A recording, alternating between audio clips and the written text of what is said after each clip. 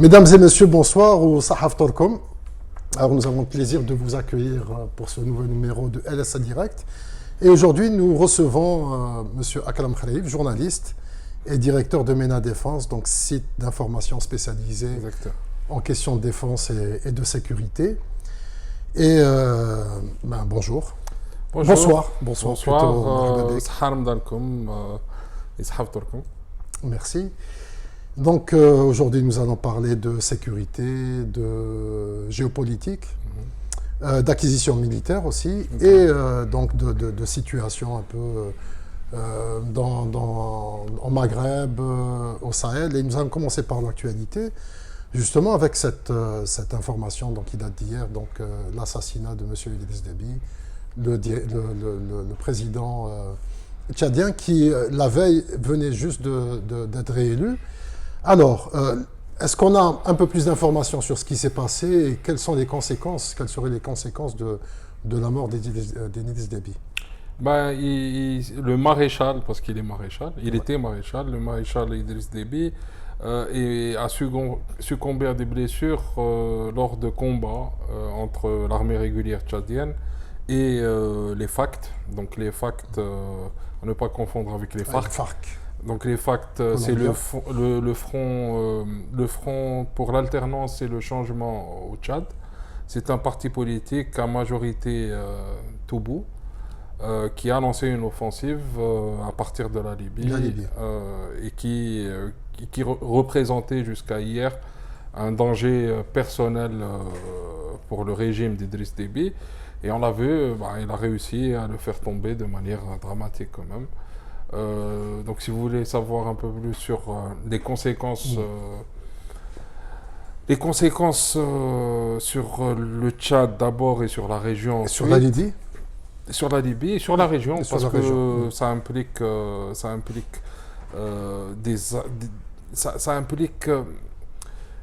des perturbations, y compris sur l'intervention tchadienne au Sahel, etc., donc au Mali. D'abord, il faudrait revenir aux fuites organisées, aux fuites de documents militaires confidentiels en 2016, qui ont été révélés par Mediapart en France. Donc, c'est une série de documents classés secret défense de l'armée française qui brossaient une situation détaillée sur le Tchad. Donc, sur le degré de coopération entre la France et le Tchad et sur l'avenir du Tchad. Et conclusion de cette série de documents, c'était que la France naviguait à vue et n'avait aucune idée de ce que pourrait devenir l'après Idriss Déby au Tchad. Y compris sur la question de succession, sur l'éventuelle succession par Mohamed Idriss Déby, donc le fils d'Idriss Déby. Donc la France s'interrogeait et les documents montraient aussi que la France avait un problème de soutien, y compris à l'intérieur du pouvoir Déby. Donc en dehors du maréchal, ils avaient énormément de mal à voir l'avenir du Tchad. Donc la France a perdu un allié indéfectible, parce que Idriss Déby a été un très très grand apport pour la France-Afrique et pour la politique africaine de la France.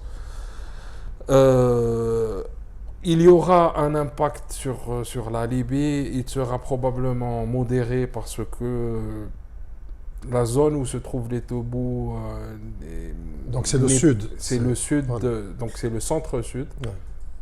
N'est plus un enjeu stratégique. Maintenant que les différentes routes ont été tracées, à la fois par le pouvoir de Tripoli et par l'armée nationale libyenne de Haftar. Pour la Libye, je ne vois pas d'impact. Il y aura probablement des alliances demain avec les forces de Haftar, aussi probablement avec le régime soudanais actuel. Mais la vraie peur aujourd'hui, essentiellement pour les Occidentaux, c'est que l'offensive du FACT se poursuive, qu'il y ait un effondrement de l'État actuel, tel qu'on le connaît, et qu'il y ait un rapatriement des troupes tchadiennes du Mali, de la région des trois frontières, donc Niger, et la disparition d'un élément clé à l'intérieur de du G5 Sahel. Ouais. Parce que qu'on le dise clairement, les militaires tchadiens sont les seuls à combattre. Ni les militaires maliens, ni les militaires nigériens ne font ni les burkinabés ne font de gros efforts. Donc on a aujourd'hui un véritable risque de remontée autour du lac Tchad, donc au sud du Tchad, en fait, il risque d'y avoir une connexion entre l'État islamique, EIGS, voilà, et Boko Haram. Boko Haram Donc, et qui n'existe plus. Oui.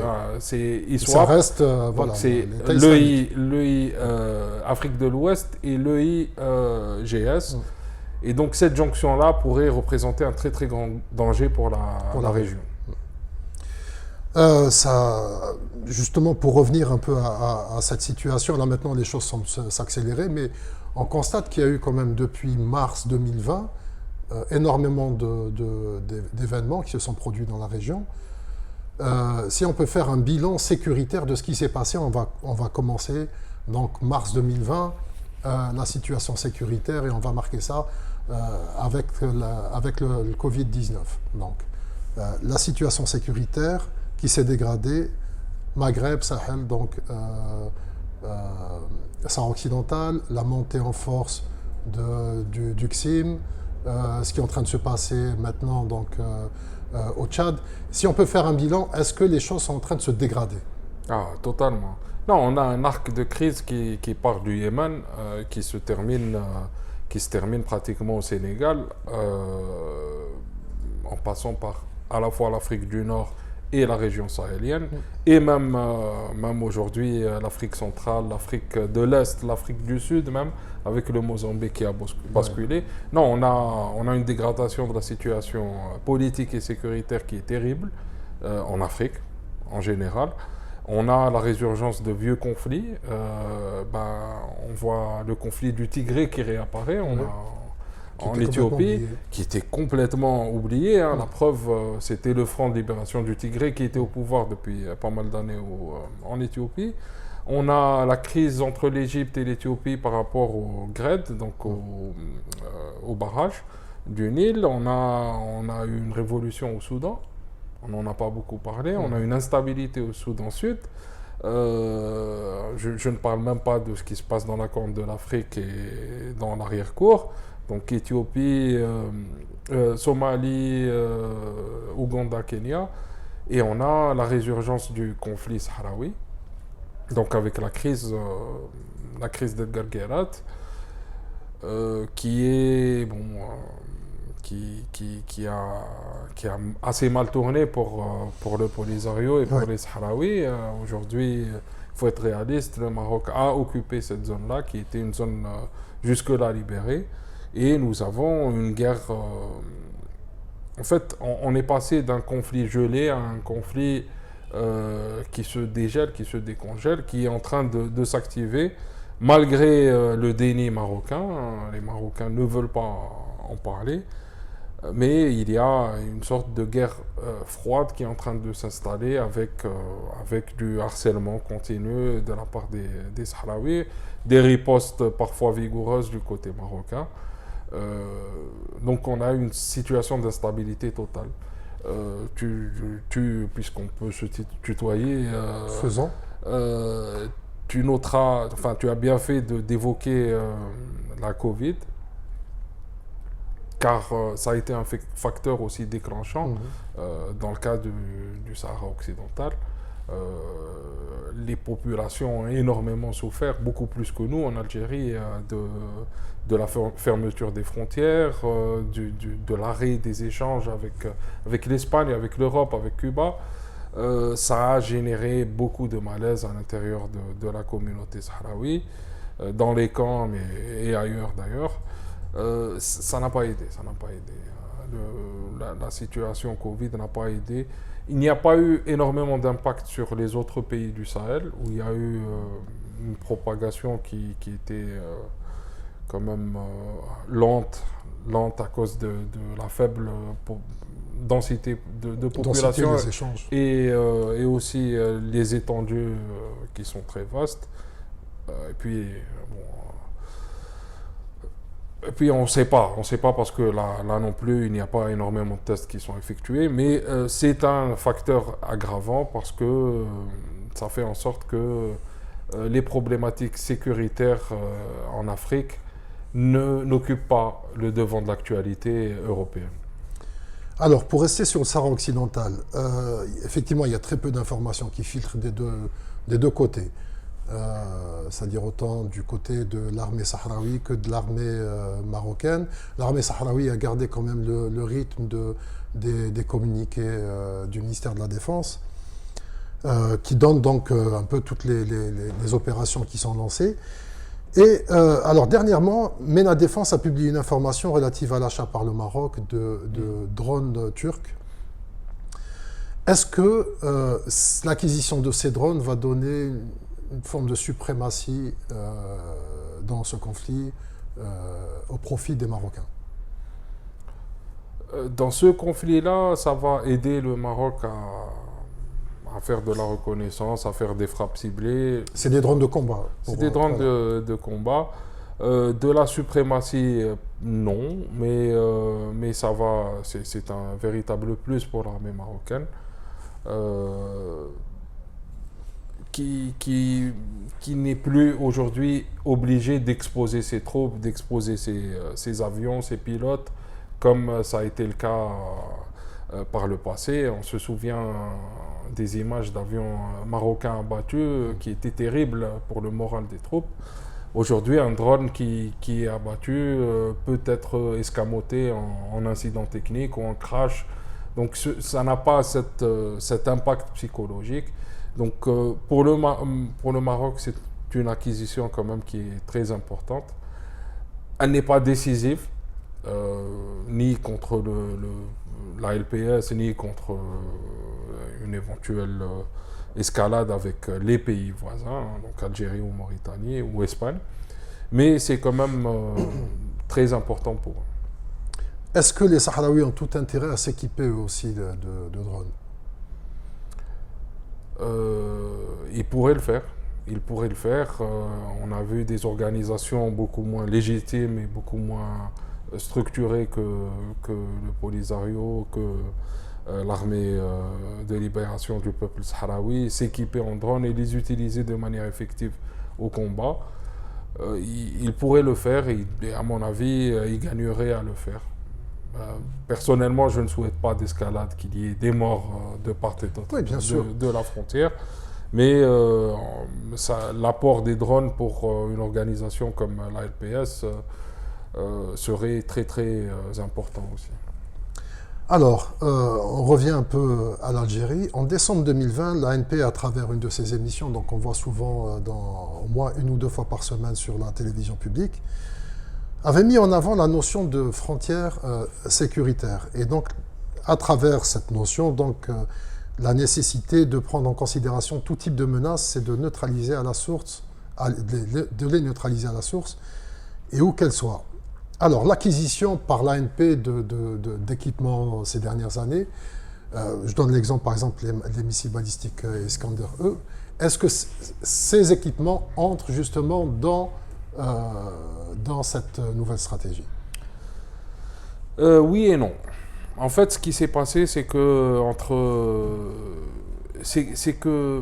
les missions de l'armée algérienne ont énormément changé ces 60 dernières années, depuis leur création. Jusqu'à 2010-2012, l'ennemi qui avait un avion acceptable au sud de nos frontières, c'était l'Angola. Donc il n'y avait rien. Le sud algérien, de Ouargla vers le sud, c'était un océan de tranquillité. Donc il n'y avait aucun besoin ni d'avoir des troupes, ni d'avoir des équipements. Après 2012, les choses ont radicalement changé. On a eu le besoin impérieux de sécuriser nos frontières. Et donc, on s'est retrouvé avec un territoire beaucoup plus étendu à défendre, à contrôler, à surveiller. 2012, c'est Tigenturin? Non, c'est 2013, Tigenturin. 2012, c'est le début c'est la Libye et le Sahel. À partir de là, on s'est retrouvé avec le même nombre d'effectifs, parce que l'armée algérienne n'a pas grandi, elle est déjà assez grande en termes d'effectifs, mais avec une multiplication des territoires à contrôler par 20. Par 20. Donc, pour ne pas recruter plus de soldats, l'armée a fait le choix de compenser ça par de la technologie, donc par plus de moyens. Donc, c'est pour ça qu'on a ces changements de doctrine, ces acquisitions-là. Bon, c'est vrai que les missiles du type Iskander peuvent paraître comme étant disproportionnés ou comme étant quand même assez hostiles. Mais il ne faut pas oublier que leur portée couvre à peine le territoire algérien. Donc on est un territoire qui fait plus de 2000 km du nord au sud et d'est en ouest. Et 300 km, ce n'est pas stratégique par rapport à la superficie algérienne. Mais quand on parle de frontières sécuritaires, c'est-à-dire c'est des frontières qui sont au-delà des frontières physiques de l'Algérie. Non, c'est vrai qu'on a parlé de ça. C'est vrai aussi qu'on a montré la semaine passée... 300 km, c'est à peu près le territoire marocain, c'est-à-dire des frontières algériennes jusqu'à l'Atlantique. Oui, ouais. C'est le territoire tunisien, c'est le sud de l'Espagne, c'est un peu l'Italie aussi. Mais on a deux choses. On a eu le terme de frontière sécuritaire qui n'a pas été malheureusement explicité. Oui, tout à fait. Que je ne me permettrai pas d'expliciter, n'étant pas le porte-parole de l'armée, ni militaire moi-même. Il y a aussi le dernier exercice qui était très très intéressant, qui a été dénommé « frappe en profondeur de l'ennemi ». Donc je pense que la dénomination est assez explicite et assez agressive aussi. À juste titre, hein, la vocation d'une armée est d'être agressive. Il y a un changement. Ce qui manque à ce changement, c'est que l'on daigne expliquer un jour au peuple algérien la doctrine de l'armée. C'est qu'il y ait ouverture d'un débat. On a des structures pour ça, au Sénat, à l'APN, avec des gens qui sont supposés être élus du peuple et supposés être qualifiés aussi. Et donc, on aurait aimé qu'il y ait plus d'explications dans ce sens, dans ces forums-là. Il y a eu un certain moment, alors c'était les journées parlementaires sur la défense, qui étaient quand même très intéressantes, qui ont disparu, c'est-à-dire dès le décès du colonel Latrache, donc il y a été un certain moment... c'est lui qui a animé. Il était président de la commission de défense au Sénat. Donc c'est un peu ce genre d'espace qu'il faudrait instituer ou relancer. Non, c'est même pas ça. Et je vais peut-être bousculer les choses et dire quelque chose de tabou, mais de tabou, hein, pas de Karim tabou. Oui, bien sûr, quelque chose de tabou. Une armée normale dans un pays, disons, avancé. Ce qui est supposé être l'armée algérienne, qui est une armée formidable, ça devrait être un effort intellectuel au départ fait collectivement par le gouvernement, par l'armée et par les élus du peuple. L'établissement de ce qu'on appelle un livre blanc de la défense qui dicte les perspectives en matière de défense du pays, mais pas que de défense, en matière de politique extérieure, en matière de voisinage, d'échanges économiques, etc.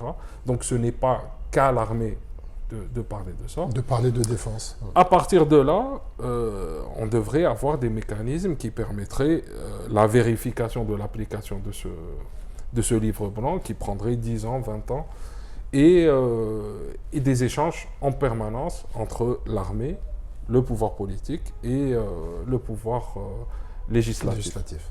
Tout simplement. Alors, et il n'y a aucune honte à le faire. Je tiens à le dire. Justement, MENA Défense a participé un peu à désacraliser depuis plusieurs années que le site existe. en tout cas désacraliser l'information liée à la défense, aux acquisitions militaires. Mais est-ce qu'il y a encore des sujets qui restent tabous dans le domaine? Ah, il y en a, bien sûr, bien sûr. En termes de... On se fixe, moi je me fixe des lignes rouges à ne pas franchir en termes de sensibilité de l'information. Parfois lorsqu'il s'agit d'acquisitions qui ne sont pas connues, enfin qui ne sont pas révélées, qui ne sont pas open source, je me défends de les publier. Parfois aussi, j'ai pour principe de ne pas parler de l'armée, enfin de ne pas parler des personnes ou des unités, mais de parler de l'armée en général. Dans son ensemble. Je pense qu'avec un peu plus d'échanges, y compris avec l'armée, mais en général avec les autorités, il y aurait moyen d'élargir le champ aux investigations. En fait, ce qui est demandé, c'est peut-être un peu plus de transparence, un peu plus de flexibilité par rapport à ça. D'ouverture? L'ouverture est là, elle existe. L'ouverture est là, mais il y a des exercices qui sont liés à la gouvernance et à la transparence qui devraient être un peu plus usités. Peut-être qu'ils ne sont pas connus, peut-être qu'ils ne sont pas pratiqués, qu'on ne les a pas inculqués aux personnes, mais ça devrait venir. Je pense qu'il faudrait un peu plus d'ouverture, comme tu le disais, mais dans ce sens-là. Pour revenir au Mali, alors, est-ce qu'il faut prendre au sérieux la montée en puissance du groupe de soutien à l'islam et aux musulmans, donc le CSIM, qui est dirigé par Iliad Agreli? On a deux acteurs terroristes qui sont très importants au Mali. En fait, moi, ce qui m'étonnerait, ce serait la montée en puissance de l'État malien. C'est plus ça que les terroristes. On a l'EIGS, l'État islamiste dans le Grand Sahel, et on a Jabhat al-Nusrat al-Islam al-Muslimin, donc GSIM. Les deux sont des acteurs très importants en termes militaires et en termes, aujourd'hui, malheureusement, en termes de gouvernance aussi au Mali, au Nord Mali. Même sur le plan social. On a vu très récemment, il y a 4 jours, l'assassinat du président du CMA, dont on ne sait pas l'origine des commanditaires. C'est entre le règlement de compte et l'attaque terroriste, en tout cas. En tout cas, les groupes terroristes nient avoir participé. Tout à fait. Donc, l'avenir du Mali est incertain. J'estime que le gouvernement malien, que les autorités maliennes ne font absolument rien pour se prendre en main. Ils ont eu suffisamment de temps et d'aide, des milliards de dollars ont été consacrés à ça. Mais ils ne font absolument rien pour trouver de vraies solutions. Je fais partie des personnes qui croient, dur comme fer, à la nécessité de l'implémentation des accords d'Alger, qui sont c'est vrai, des accords qui sont anachroniques par rapport au contexte, mais qui forment une excellente base pour régler le principal problème du Mali, qui est non pas un problème de centre et de sa périphérie, mais un clivage nord-sud. Et on le voit aujourd'hui au Niger. Le Niger qui n'a pas d'accord d'Alger, mais qui applique l'essence des accords d'Alger, qui favorise un partage équitable du pouvoir et une intégration des populations touareg à l'intérieur des institutions, y compris militaires et sécuritaires. On voit que les choses se passent un peu mieux. Donc, au moins, il n'y a pas de clivage. Donc, il faudrait débuter par cela. Il faudrait aussi revoir, à mon avis, la question de la présence de forces internationales, qui sont un élément qui donne de la crédibilité à l'action des terroristes, parce qu'eux estiment que c'est un djihad légitime. Donc il faudrait revoir ça. Il faudrait trouver un moyen d'aider le Mali sans sans alimenter la dialectique terroriste. Et à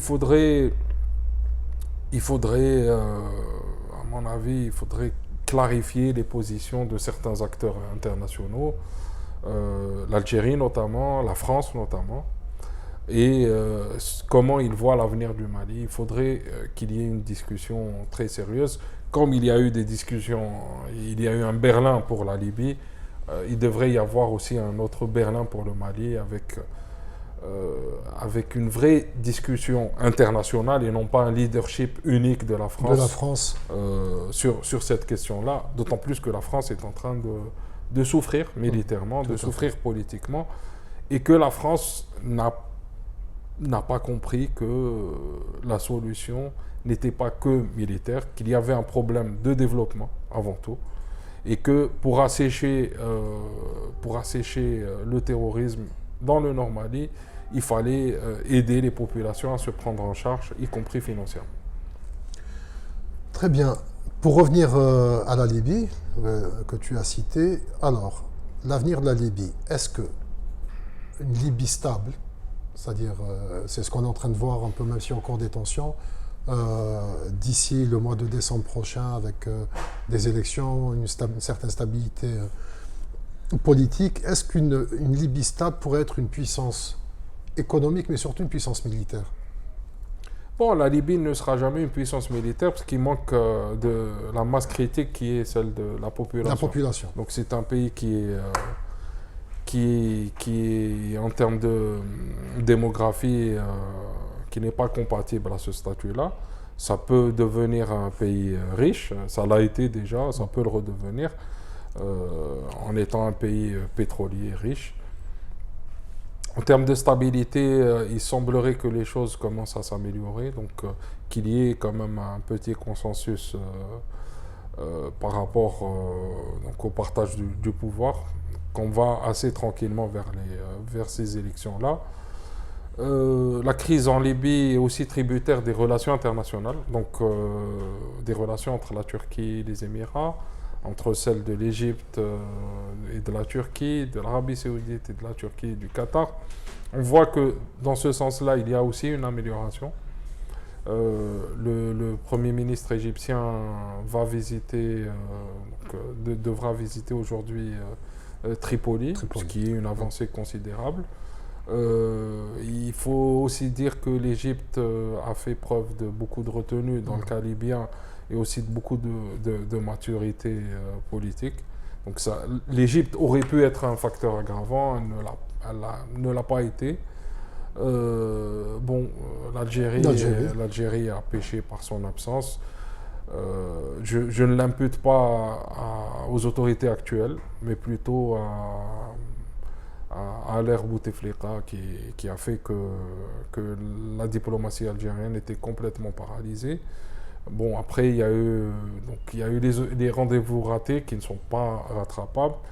Et il y a aussi une évolution trop rapide, je pense, pour notre diplomatie actuelle de la situation. On a eu énormément de tentatives algériennes pour faire s'asseoir autour d'une table tous les acteurs internes à la Libye. Peut-être qu'il n'y a pas eu cette compréhension du fait que le conflit libyen est une petite guerre mondiale, pas une guerre civile, et que que les Libyens regardaient la guerre en Libye à la télé comme nous. C'est un peu C'est une guerre par proxy. Oui, mais côté algérien, c'est un peu de la naïveté ou c'est... Non, c'est pas de la naïveté, moi je l'ai dit, hein, c'est la paralysie de la diplomatie à cause de Bouteflika. En fait, la paralysie du pays, le pays était en mort cérébrale depuis que Bouteflika a eu son AVC. Et il y a eu... En fait, c'était trop tard. C'était trop tard pour rattraper le coup qui était parti. Et je pense que les tentatives ont été aussi assez mal faites à cause de cette volonté algérienne de ne pas prendre parti pour une partie ou l'autre. Qu'est-ce qui fait que les Émirats arabes unis ont aujourd'hui une industrie militaire performante, alors qu'il y a 30 ans, ils étaient totalement, c'est-à-dire... Le pays n'existait pas. n'existait quasiment pas, et que l'Algérie, qui a quand même une histoire, dans le domaine de l'armement, déjà à l'époque de la guerre de libération, se retrouve aujourd'hui obligée de tisser des partenariats avec cette industrie émiratie. Ben, la différence, d'abord, c'est que l'armée émiratie ne fabrique pas d'armes. Donc, c'est le secteur privé et même étatique émirati qui fabrique. Ce n'est pas le cas en Algérie. En Algérie, on confond industrie militaire et fabrication militaire, même si le terme en arabe est le même. Donc, c'est Askaria. Donc, nous n'avons pas d'industrie militaire. Oui, nous avons notre armée fait de la fabrication militaire. Ils le font pour répondre à leurs besoins de manière tout à fait normale. Mais ce n'est pas la vocation de l'armée d'encourager le secteur privé pour le faire, c'est la vocation des autorités. Donc ça devrait faire partie d'un effort national, d'une stratégie nationale pour favoriser l'industrie militaire. Aujourd'hui, si on donne des milliards de dollars à l'armée algérienne, je trouve tout à fait normal qu'ils importent des produits sur étagère ou qu'ils nouent des accords pour faire du montage local avec des partenaires qui sont connus internationalement. Ils n'ont pas vocation à créer un écosystème local. Ce n'est pas l'Ab Hamida ou Racham Hamida, ils ne pourraient pas le faire. Donc c'est aux autorités d'établir des règles. Par exemple, disons, obligeant l'armée à acheter en dinars algériens, en obligeant l'armée à acheter un certain quota de produits fabriqués en Algérie et encourageant, d'un autre côté, je ne sais pas, créer une sorte de fonds, une sorte d'ansège de la défense qui permettrait à des sociétés, à des start-up, puisque le mot serait à la mode, il le serait, si tenté il est compris, qu'il soit compris, créer des start-up allant dans le sens de la production militaire. Là, on pourra avoir quelque chose, mais en dehors de ça, c'est impossible. Je reviens à ce que je disais, le domaine militaire n'est pas réservé uniquement à l'armée ou aux militaires. Il doit faire l'objet d'arbitrage entre le pouvoir législatif et exécutif, en plus de l'armée. Donc il faudrait là aussi en débattre et ça serait un énorme apport pour le secteur privé en Algérie. Il suffit de faire un calcul mathématique simple, le budget militaire est de 10 milliards de dollars. Ouais. Ce sont autant de milliards de dollars injectés dans l'économie algérienne. Si demain il y a de la fabrication ou de l'industrie locale, sans parler de l'exportation. Hein, parce que c'est ça aussi un des objectifs, c'est pouvoir exporter. Oui, bien sûr. Non, j'allais dire que celui qui n'importe pas exporte, mais on m'a pris cette formule. Très bien, merci beaucoup Akram, je te remercie, j'ai fini par te tutoyer. Alors nous avons une tradition à LSA Direct, c'est je voudrais juste avant de le signer partager ma peine et ma solidarité par rapport au journaliste Rabah Karesh qui est en prison aujourd'hui. En prison, on est à son troisième jour de détention préventive et il est important de rappeler que le journalisme n'est pas un crime. Non. Merci. Tfadal.